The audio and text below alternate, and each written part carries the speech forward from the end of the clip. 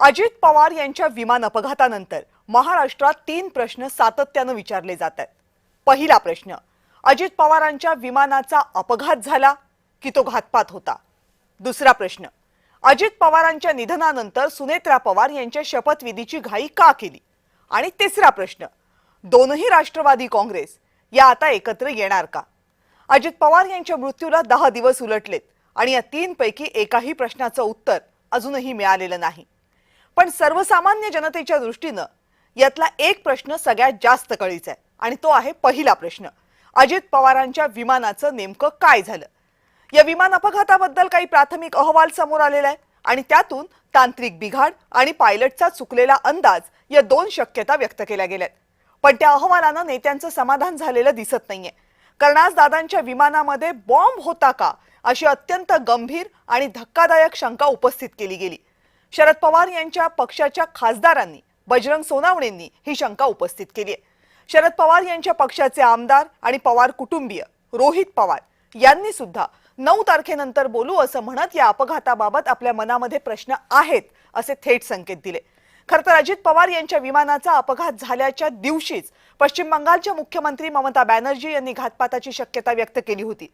पण शरद पवार यांनी तातडीने माध्यमांसमोर येऊन हा अपघातच होता हे स्पष्ट केलं। त्यानंतरही गेल्या 8 दिवसात शरद पवार किमान 2 वेळेला माध्यमांसमोर आले। या दोन्ही वेळच्या संवादादरम्यान एकदा सुद्धा शरद पवार यांनी विमान अपघाताबाबत कोणतीही शंका उपस्थित केली नाही। तरीही शरद पवार यांच्याच पक्षातले नेते, पवार कुटुंबातले सदस्य या अपघाताबाबत शंका उपस्थित करत असतील तर मग शरद पवार यांनी दिलेलं स्पष्टीकरण हे त्यांच्याच नेत्यांसाठी पुरेसं होतं की नाही हा सवाल आहे। फक्त शरद पवारांच्या राष्ट्रवादीचेच नेते प्रश्न विचारत नाहीयेत, अजित पवारांच्या राष्ट्रवादीचे नेतेही अपघाताबाबत सवाल करतात। शरद पवारांना गुरु मानणारे संजय राऊतही अपघाताबाबत प्रश्न विचारतात। मग प्रश्न असा आहे की शरद पवारांनी अपघाताच्या दिवशी दिलेलं स्पष्टीकरण हे खरं होतं की फक्त त्यावेळची परिस्थिती नियंत्रणात राहावी यासाठीचा खबरदारीचा उपाय होता? खरं जर ते स्पष्टीकरण खरं असेल तर किमान शरद पवारच्या पक्षातील नेत्यांनी तरी बॉम्ब सारख्या शंका उपस्थित करायला नको होत्या। पण जर तो फक्त खबरदारीचा उपाय होता तर मग त्यांच्या नेत्यांनी उपस्थित केलेल्या शंका गंभीर आहेत। सुनेत्राताईंचा शपथविधी लवकर का झाला आणि राष्ट्रवादीचं विलीनीकरण केव्हा होणार या 2 प्रश्नांची उत्तरं उशिरा मिळाली हरकत नाहीये। पण अजित पवारांच्या विमान अपघाताबाबत सगळ्या प्रश्नांची उत्तरं लवकर मिळायला हवीत।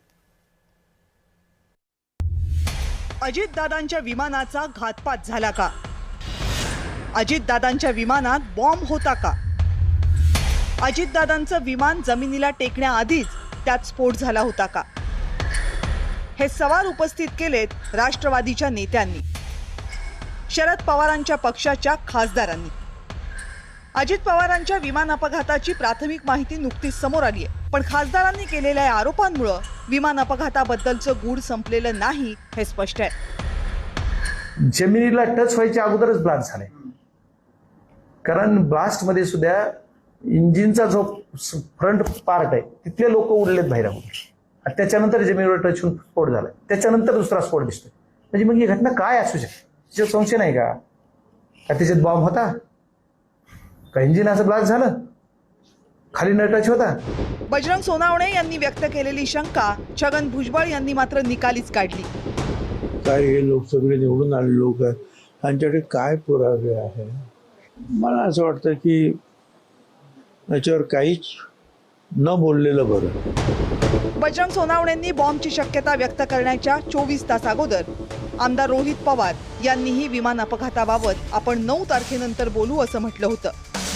काय विमानात घडलं, कसं घडलं हे सुद्धा 9 तारखेनंतर मी स्पष्टपणे आपल्या सर्वांना त्या ठिकाणी सांगेल। जे काय आमच्यापर्यंत माहिती आली आहे, अजून काय माहिती आम्ही मागवत आहोत, कारण एखादी घटना घडल्यानंतर खरंच काय झालं हे लोकांसमोर येणं हे फार महत्त्वाचं आहे।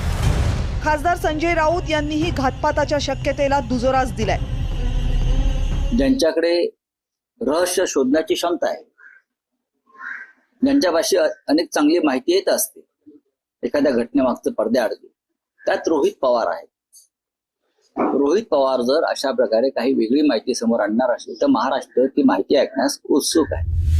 अजित पवार यांच्या विमान अपघाताची सखोल चौकशी अजूनही पूर्ण झालेली नाही, पण या अपघाताबद्दल समोर आलेली माहिती आणि नेत्यांनी उपस्थित केलेले सवाल यामुळे अनेकांच्या मनात दादांचा अपघात झाला की घातपात हा सवाल कायम आहे। ब्युरो रिपोर्ट, जय महाराष्ट्र.